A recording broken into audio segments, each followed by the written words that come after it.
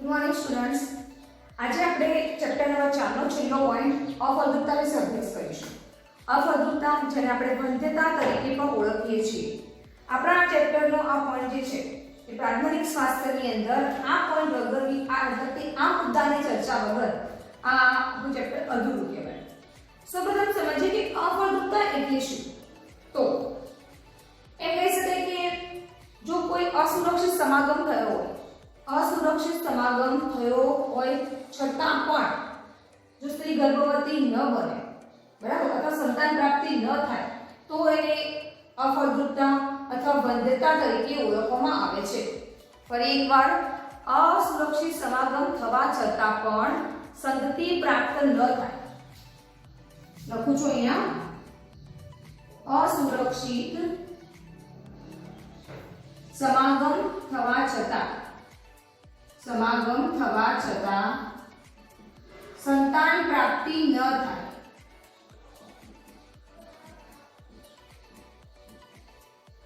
તો એને આપણે અફળદ્રુપતા અથવા વંધ્યતા તરીકે ઓળખી શકીએ છીએ. આપણે બધા જાણીએ છીએ કે ફલન માટેનો બેસ્ટ સમય 10 થી 17 દિવસ હોય છે માસિક ચક્ર પછીના. પણ અત્યારે આપણે આની ચર્ચા કરીશું. હવે આપણે ચર્ચા કરીએ કે અફળદ્રુપતા માટે હંમેશા સ્ત્રી, પુરુષ અથવા બંને, સ્ત્રી પણ જવાબદાર હોઈ શકે, પુરુષ પણ જવાબદાર હોઈ શકે છે અથવા બંને જવાબદાર હોઈ શકે છે. બરાબર, સ્ત્રી, પુરુષ અથવા બંને જવાબદાર હોઈ શકે છે. પરંતુ આપણે જાણીએ છીએ, આપણે એવા દેશમાં રહીએ છીએ જ્યાં હંમેશા સંતાન પ્રાપ્તિ ન થાય તો સ્ત્રીને જ કસૂરવાર માનવામાં આવે છે. બરાબર, અહીંયા આપણા મોસ્ટલી બધા સંતાન પ્રાપ્તિ ન થાય તો હંમેશા દોષ સ્ત્રીના હાથે ઢોળવામાં આવે છે. પણ હકીકતમાં એવું હોતું નથી. સંતાન પ્રાપ્તિ ન થાય એના માટે સ્ત્રી અથવા પુરુષ અથવા બંને જવાબદાર હોઈ શકે છે. આપણે ચર્ચા કરીએ કે અફળદ્રુપતા થવા માટે કયા કારણો જવાબદાર છે. અફળદ્રુપતા થવા માટે કયા કારણો જવાબદાર છે. તો પહેલું તો શારીરિક અથવા જન્મજાત રોગો. એના માટે શારીરિક અથવા જન્મજાત રોગો જવાબદાર હોઈ શકે. બરાબર, કોઈ સ્ત્રી અથવા પુરુષ સંતાન પ્રાપ્તિ નથી કરી શકતા તો એના માટે શારીરિક અથવા જન્મજાત રોગો જવાબદાર હોઈ શકે છે. એના પછી ખૂબ વધારે હેવી ડોઝની દવાઓ જો ઉપયોગમાં લેવામાં આવી હોય તો એની આડઅસરથી સંતાન પ્રાપ્તિ થઈ શકતી નથી. એના પછી પ્રતિરક્ષા સંબંધી એટલે કે એન્ટીબોડીની, આપણે ઇમ્યુનિટી સિસ્ટમની વાત કરીએ છીએ, ઇમ્યુનિટી પાવરની, એના સંબંધી કોઈ પ્રોબ્લેમ હોય તો. પછી મનોવૈજ્ઞાનિક, મેન્ટલી જો એમાં કંઈક પ્રોબ્લેમ હોય અથવા એ કંઈક એવું વિચારે કે મારે સંતાન પ્રાપ્તિ ન થાય તો એની કોઈ આડઅસર કે ગમે તે રીતે એ સંતાન પ્રાપ્ત કરી શકતા નથી. તો આ બધા કારણો છે કે સંતાન પ્રાપ્ત અથવા અફળદ્રુપતા કઈ રીતે થઈ શકે છે. એના પછી આપણે ચર્ચા કરીએ કે શારીરિક જન્મજાત રોગો અથવા કોઈ હેવી ડોઝની દવાઓ હોય, પ્રતિરક્ષા સંબંધી હોય અથવા મનોવૈજ્ઞાનિક કારણોસર અફળદ્રુપતા થઈ શકે છે. વિશિષ્ટ સ્વાસ્થ્ય સંભાળ કેન્દ્ર, નામ છે વિશિષ્ટ સ્વાસ્થ્ય સંભાળ કેન્દ્ર. આ નામ યાદ રાખવાનું છે જેથી કરીને કોઈ વાર એમસીક્યુમાં કે ગમે તે પૂછાય તો આપણે એ લખી શકીએ છીએ. આનું બીજું નામ છે વંધ્યત્વ નિવારણ ચિકિત્સાલય. આ રીતે પણ એને ઓળખવામાં આવે છે, વંધ્યત્વ નિવારણ ચિકિત્સાલય. તો આ જે વિશિષ્ટ સ્વાસ્થ્ય સંભાળ જે કેન્દ્ર છે એ નિદાનમાં મદદ કરે છે. તો જે અફળદ્રુપતાને નિવારવા માટે મદદ કરતું હોય તો એ છે વંધ્યત્વ નિવારણ ચિકિત્સાલય. એમાં જે અનિયમિતતા હોય, સ્ત્રીમાં હોય કે પુરુષમાં હોય અથવા કોઈ બીના અંદર અથવા બંનેની અંદર હોય તો એ અનિયમિતતા ચોક્કસ કારણ શોધી એને નિવારવામાં મદદ કરે છે. સાચી અને સચોટ સારવાર કરવામાં આવે છે અને દંપતીને બાળક પ્રાપ્ત કરાવે છે. બરાબર, આ જે સંસ્થા છે એનો મેઇન એમ શું છે? એનો મેઇન હેતુ છે કે દંપતીને સંતાન પ્રાપ્તિ કરાવવી. આમ છતાં જે ખામીઓને સારી કરવી શક્ય ન હોય, બરાબર, કોઈ વધારે મેજર પ્રોબ્લેમ હોય તો ગમે તેવું કારણ હોય તો ખામીઓને સુધારવી શક્ય ન હોય ત્યાં કેટલીક વિશિષ્ટ પ્રકારની પદ્ધતિઓને વિકસાવવામાં આવી છે. એ વિશિષ્ટ પ્રકારની જે પદ્ધતિઓ છે એને સહાયક પ્રજનન પદ્ધતિ તરીકે ઓળખવામાં આવે છે. આપણે હવે એની ચર્ચા કરીશું, બરાબર છે. સહાયક પ્રજનન પદ્ધતિ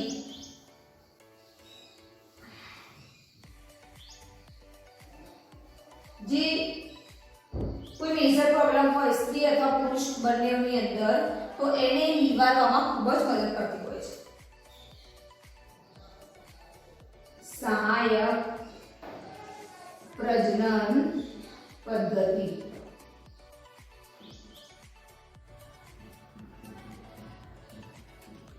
જેને આદિ તરીકે પણ ઓળખવામાં આવે છે, એસિસ્ટિવ રિપ્રોડક્ટિવ ટેકનોલોજી. આપણે હવે ચર્ચા કરીએ કે આ જે સહાયક પ્રજનન પદ્ધતિઓ છે એનો મુખ્ય હેતુ શું હોય છે. તો આ પદ્ધતિનો મુખ્ય હેતુ હોય છે દંપતીઓને સંતાન પ્રાપ્તિ કરાવવી, બરાબર છે. આની કેટલીક પદ્ધતિઓ છે જેની આપણે ડિટેલમાં ચર્ચા કરીશું. પહેલું છે IVF, ઇન વિટ્રો ફલન અથવા ઇન વિટ્રો ફર્ટિલાઇઝેશન. સ્ત્રીના શરીરની બહાર લેબમાં કરવામાં આવતું ફલન એટલે કે ઇન વિટ્રો ફલન. સ્ત્રીના શરીરની બહાર પ્રયોગશાળામાં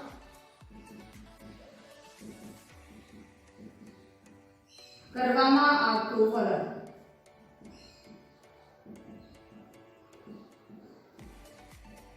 બરાબર છે.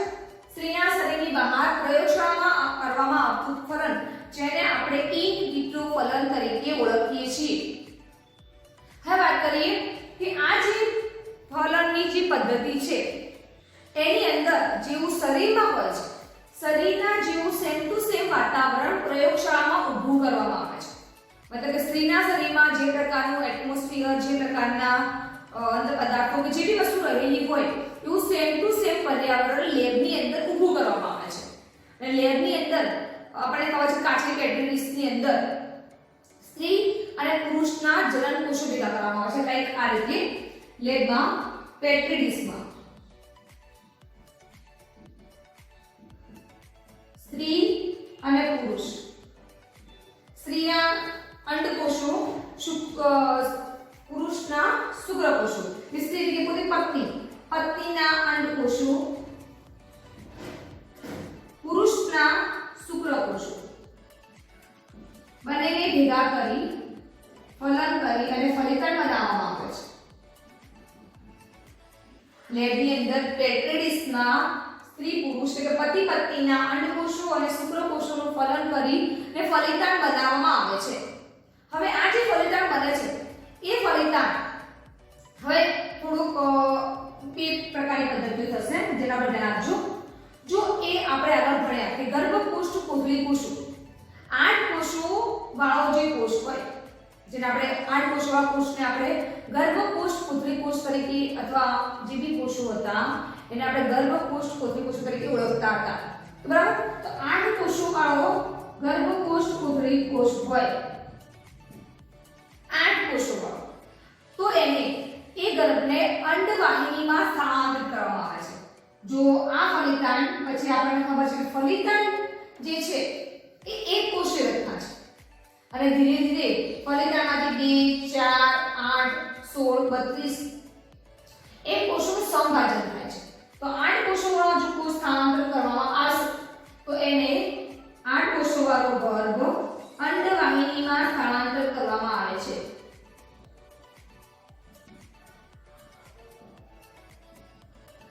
બરાબર. 8 કોષો વાળો જે ગર્ભ છે એ અંડવાહિનીમાં સ્થાનાંતરિત કરવામાં આવે છે. પરંતુ જો 8 થી વધુ કોષો લેવામાં આવશે, 8 થી વધુ કોષો, તો એને ગર્ભાશયમાં સ્થાનાંતરિત કરવામાં આવશે.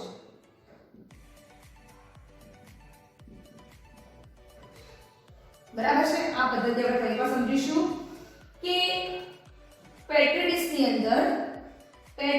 અંદર લેબની અંદર પતિ અને પત્નીના અંડકોષ અને શુક્રકોષો ભેગા કરવામાં આવશે. આ ક્રિયા ક્યારે કરવામાં આવશે? જો સ્ત્રી અથવા પુરુષ પોતે બાળક પ્રાપ્ત નહીં કરી શકતા હોય, કોઈ પણ કારણ હોઈ શકે, સ્ત્રીના ગર્ભાશયમાં પ્રોબ્લેમ હોય, પુરુષના શુક્રકોષો વીક હોય, સ્ત્રીના અંડકોષો વીક હોય, કંઈ પણ કારણ હોઈ શકે, જો એ દંપતી સંતાન પ્રાપ્તિ નથી કરી શકતી તો એ આ પદ્ધતિનો સહારો લેશે. તો શરીરના બહાર પ્રયોગશાળામાં ફલન કરવામાં આવે છે. તો શું કરવામાં આવે? તો પહેલા સ્ત્રીને દવાઓ આપી એની અંદર અંડકોષ ઉત્પન્ન કરવામાં આવશે વધારે સંખ્યામાં, અને પુરુષના શુક્રકોષો તો હશે જ. આ બંનેઓને લેબની અંદર પેટ્રી ડિશમાં લેવામાં આવશે.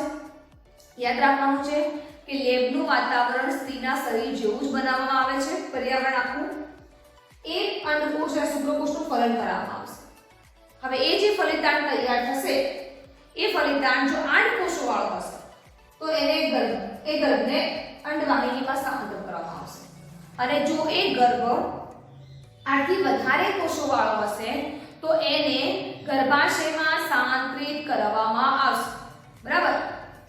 તો આ જે વાત કરી, આ જે પદ્ધતિ થઈ, આ પદ્ધતિમાં ફલિતાંડને અંડવાહિનીની અંદર દાખલ કરવામાં આવે છે. તો એ કેને કહેવાય? ફલિતાંડ અંતઃ અંડવાહિની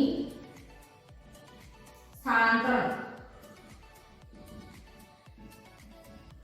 ફલિતાંડ અંતઃ અંડવાહિની સ્થાનાંતરણ, જેને આપણે ZIFT કહીશું. ZIFT, zygote intrafallopian transfer. બરાબર? ઓકે. અને આ જોઈ છે આપણે 8 કોષોથી વધુ વાળો, જેને આપણે ગર્ભાશયમાં સ્થાનાંતરિત કર્યો છે, તો એને કહીશું આપણે અંતઃ ગર્ભાશય સ્થાનાંતરણ, જેને આપણે IUT કહીશું, ઇન્ટ્રા-યુટેરસ ટ્રાન્સફર. બરાબર છે? ફરી એકવાર, જો 8 કોષો તમે અંડવાહિનીમાં દાખલ કર્યો છે તો એને ફલિતાંડ અંતઃ અંડવાહિની સ્થાનાંતરણ કહીશું, ZIFT. પણ જો એ 8 થી વધારે કોષો વાળો છે અને તમે એને ગર્ભાશયમાં ટ્રાન્સફર કરાયો છે લેબની અંદર, તો એને IUT કહીશું, અંતઃ ગર્ભાશય સ્થાનાંતરણ. આ બધાની અંદર ભ્રૂણનું ટ્રાન્સફર કરવામાં આવે છે, એટલે આ પદ્ધતિને ભ્રૂણ ટ્રાન્સફર અથવા એમ્બ્રિયો ટ્રાન્સફર વિધિ તરીકે પણ ઓળખવામાં આવે છે. બરાબર છે? હવે વાત કરીએ કે ઘણી વખત સ્ત્રીનું ગર્ભાશય વીક હોય અથવા ફોરેનમાં એવું હોય છે કે દંપતી બંને જોબ કરતા હોય, એમની પાસે બાળકને જે 9 મહિના પેટમાં અને શરીરમાં રાખવાનું હોય સ્ત્રીને, એના માટે ટાઈમ ન હોય, એ લોકો ગમે તે વર્કિંગ કરતા હોય, ગમે તે કારણસર, અથવા એના પ્રોબ્લેમ હોય, કોઈ મેજર પ્રોબ્લેમ હોય તો બી, તો શું કરવાનું હશે? તો આ જે ફલિતાંડ રહ્યો, આ જે ગર્ભ રહ્યો, એ કોઈ અન્ય સ્ત્રીના અંદર દાખલ કરવામાં આવે છે, જેને આપણે સેરોગેટ મધર તરીકે ઓળખીએ છીએ, ઉછીની માતા. બરાબર? તો એ જે સ્ત્રી હોય એ સ્ત્રી એક ઉછીની માતા તરીકે કામ કરશે. એના જે માસિક ચક્ર હશે એને ધ્યાનમાં લઈ એના અંદર ટ્રાન્સફર કરવામાં આવશે. વાત કરીએ કે એ જે સ્ત્રી છે એના કોઈ પણ લક્ષણ એ બાળકમાં આવશે, કારણ કે બાળકના બધા જે જનીનો છે, જે કોષો એને મળ્યા છે, એના માતા પિતાના છે. બરાબર? પેલી તો ફક્ત ઉછીની માતા છે જે બાળકનો 9 મહિના સુધીના શરીરમાં વિકાસ કરશે. બરાબર? એને આપણે સેરોગેટ મધર એટલે ઉછીની માતા તરીકે પણ ઓળખીએ છીએ. હવે આ પદ્ધતિ કોના માટે ઉપયોગી થઈ શકે, જે થોડી ઘણી મેં તમને આગળ ચર્ચા કરી કે જે સ્ત્રી પુરુષની અંદર, એટલે કે જે સ્ત્રીના શરીરમાં ફલનની ક્રિયા ન થઈ શકતી હોય, અથવા કોઈ પ્રોબ્લેમ અથવા ગર્ભાશયની સમસ્યા હોય, ગર્ભાશયની સમસ્યા ધરાવતી સ્ત્રી હોય તો પછી એને સેરોગેટ મધરનું ઉપયોગમાં લઈ શકાય. અથવા સ્ત્રીના શરીરની અંદર જે જનન કોષો છે એનું સંયોજન ન થઈ શકતું હોય, જેમ કે ફલનની ક્રિયા છે, ફલિતાંડ બનવું છે, એ ક્રિયા ન થઈ શકતી હોય, આ બધા કારણો હોઈ શકે કે સ્ત્રી પોતે ગર્ભને પોતાના શરીરમાં રાખી ન શકતી હોય, અથવા શરીરમાં ફલન ન થઈ શકતું હોય, તો આપણા માટે સૌથી બેસ્ટ પદ્ધતિ છે IVF, ઇન વિટ્રો ફલન, જેમાં સ્ત્રી પોતે ગર્ભધારણની સમસ્યા હોય તો તેની સહાયતા માટે ઇન વિવો ફલનથી બનતા ભ્રૂણને પણ સ્થાનાંતરણ માટે ઉપયોગમાં લઈ શકાય છે. માનો કે જે સ્ત્રી છે એમાં ગર્ભધારણની સમસ્યા હોય, સ્ત્રીની અંદર ગર્ભધારણ ન કરી શકતી હોય, તો તેની સહાયતા માટે ઇન વિવો ફલનથી બનતા ભ્રૂણને શાંત કરવામાં આવે, શાંત માટે લઈ શકાય છે. ફક્ત ગર્ભધારણ ન કરી શકતી હોય તો આપણે આ પદ્ધતિ દ્વારા એને ફલન કરાય અને એને ભ્રૂણને એના સ્ત્રીના અંદર શાંત કરી શકીએ છીએ. બરાબર છે. હવે આપણે નેક્સ્ટ પદ્ધતિ ભણીએ. આટલા સુધી તમે બધા લખી દેવા છો નોટ્સની અંદર.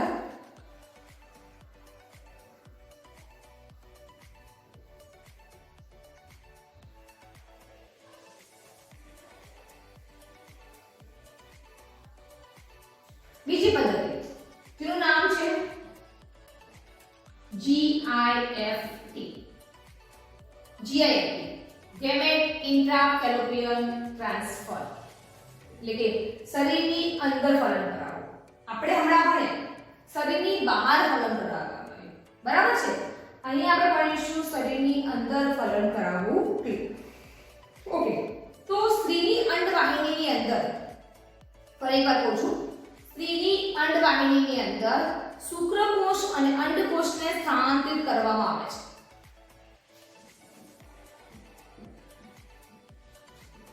સ્ત્રીની અંડવાહિનીમાં શુક્રકોષ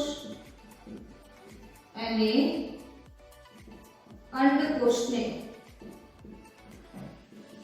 સ્થાનાંતરિત કરવામાં આવે. અહીંયા જે શરીરની અંદર ફલન કરાવવું એટલે માનો કે એવું બની શકે કે પુરુષના જે શુક્રકોષો છે એ સ્ત્રીના અંડકોષ સુધી પહોંચી શકતા નથી, તો એના માટે સ્ત્રીની અંડવાહિનીમાં શુક્રકોષ અને અંડકોષને સ્થાનાંતરિત કરવામાં આવે છે. એટલે શું થશે કે ત્યાં અંડવાહિની, આપણને ખબર છે કે ફલન ઇથમસ તુંબિકાવાળા વિસ્તારમાં થાય છે અંડવાહિનીમાં, તો ત્યાં ડાયરેક્ટલી શુક્રકોષ અને અંડકોષને જો મૂકી દેવામાં આવશે તો ફલનની ક્રિયા જે છે સ્ત્રીના શરીરની અંદર જ થશે. જેમ આગલા પોઈન્ટની અંદર આપણે ભણ્યા કે એ ક્રિયા શરીરની બહાર કરવામાં આવે ફલનની, અને અહીંયા એક ક્રિયા શરીરની અંદર કરાવવામાં આવશે. વાત કરીએ કે પત્નીના ઉત્પન્ન એટલે કે પત્નીના જો અંડકોષ ઉત્પન્ન ના થાય, બરાબર, તો દાતા અંડકોષ લેવામાં આવશે. માનો કે સ્ત્રીમાં કોઈ પ્રોબ્લેમ છે અને એ અંડકોષ ઉત્પન્ન નથી કરી શકતી, તો દાતા, કોઈ સ્વસ્થ દાતા જેના અંડકોષો એ સ્ત્રી જે પણ દાતા હશે પોતે એક સ્વસ્થ સ્ત્રી હોય, બરાબર, તો એના અંડકોષો લઈ અને સ્ત્રીના અંદર ટ્રાન્સફર કરવામાં આવશે અંડવાહિનીમાં, અને શુક્રકોષો પુરુષના જ રહેશે, એના પતિના જ રહેશે, અને એના અંદર એ ક્રિયા કરવામાં આવશે. આના માટે આંતરકોષરસીય શુક્રકોષ વિક્ષેપણ, આંતરકોષરસીય શુક્રકોષ વિક્ષેપણ પ્રક્રિયા કરવામાં આવશે. આંતરકોષરસીય શુક્રકોષ વિક્ષેપણ. આ ક્લિયર ખબર પડી ગયું? આ આઈટમ પૂરો રાખી આપણે પહેલાની ચર્ચા કરીએ કે સ્ત્રીની અંડવાહિનીમાં શુક્રકોષ અને અંડકોષ સ્થાનાંતરિત કરવામાં આવશે, જેથી કરીને ફલનની ક્રિયા સ્ત્રીના શરીરમાં થશે. જો સ્ત્રી પોતે અંડકોષ ઉત્પન્ન નથી કરી શકતી અથવા એના અંડકોષ કોઈ વીક છે, તે ગમે તે પ્રોબ્લેમ હોય, તો દાતા અંડકોષ લેવામાં આવશે. બરાબર છે, દાતા અંડકોષ લેવામાં આવશે. એના પછી બીજી પ્રક્રિયા છે આંતરકોષરસીય શુક્રકોષ વિક્ષેપણ, જેને આપણે ICSI તરીકે ઓળખીએ છીએ. એને કહેવાય intra cytoplasmic sperm injection. Intra cytoplasmic sperm injection એટલે કે શુક્રકોષને અંડકોષની અંદર દાખલ કરાવવા. માનો કે શુક્રકોષ પોતે અંડકોષમાં દાખલ થઈ શકતો નથી, તો ઇન્જેક્શન દ્વારા શુક્રકોષને અંડકોષમાં દાખલ કરાવવા. ફોર એક્ઝામ્પલ, આ અંડકોષ છે, તો ઇન્જેક્શન દ્વારા આ અંડકોષ છે, તો ઇન્જેક્શન દ્વારા શુક્રકોષ અંડકોષમાં દાખલ કરાવવા. જો પુરુષના શુક્રકોષો વીક હોય અને એ અંડકોષની અંદર દાખલ ન થઈ શકતા હોય, તો આ પદ્ધતિ દ્વારા આંતરકોષરસીય શુક્રકોષ વિક્ષેપણ એટલે કોષરસની અંદર અંડકોષના કોષરસની અંદર શુક્રકોષો ઇન્જેક્શન દ્વારા ટ્રાન્સફર કરવા. બરાબર છે? આ એક પ્રકારની પદ્ધતિ છે. આ પદ્ધતિ ક્યારે ઉપયોગમાં લઈ શકાય? જો શુક્રકોષો અંડકોષની અંદર દાખલ નથી થઈ શકતા તો. અને હવે બીજી પદ્ધતિ છે કૃત્રિમ વીર્યસેચન. કૃત્રિમ વીર્યસેચન. બરાબર છે? જેને આપણે ઇંગ્લિશમાં કહીશું artificial insemination. Artificial insemination AII. આ પદ્ધતિને આપણે બીજું કહીએ છીએ intrauterine insemination. Intrauterine insemination IUI તરીકે પણ ઓળખીએ છીએ કે અંતઃગર્ભાશય વીર્યસેચન. ગર્ભાશયની અંદર વીર્યનું સેચન કરાવવું, કૃત્રિમ રીતે વીર્યદાન કરાવવું. જે લોકો ખેતી સાથે સંકળાયેલા હોય અથવા પશુપાલન રાખતા હોય એ લોકોને ખબર હોય છે કે બીજદાન કરાવવામાં આવે છે. એટલે કે માદા પ્રાણી હોય એના અંદર કૃત્રિમ રીતે શુક્રકોષો દાખલ કરાવવામાં આવે છે. એ જ કહેવામાં આવે છે કૃત્રિમ વીર્યસેચન. તો આવું ક્યારે કરવામાં આવશે? તો પોતાના પતિનું અથવા કોઈ અન્ય સ્વસ્થ દાતાનું યોનિ માર્ગમાં અથવા ગર્ભાશયની અંદર પીરિયડ્સને ધ્યાનમાં લઈ અને શુક્રકોષો દાખલ કરવામાં આવશે. બરાબર છે? પોતાના પતિનું હોય તો પતિમાં કોઈ પ્રોબ્લેમ હોય તો અન્ય કોઈ સ્વસ્થ દાતા હોય તો એના જે શુક્રકોષો જે છે એ અંડવાહિક યોનિ માર્ગમાં અથવા ગર્ભાશયની અંદર સ્ત્રીના પીરિયડ્સને ધ્યાનમાં લેવા પડશે. એના અંદર એટલે કે ઋતુચક્રને ધ્યાનમાં લઈ ના જે દિવસો પતી જાય એના પછી એ શુક્રકોષોને સ્ત્રીના યોનિ માર્ગ અથવા ગર્ભાશયમાં દાખલ કરવામાં આવશે.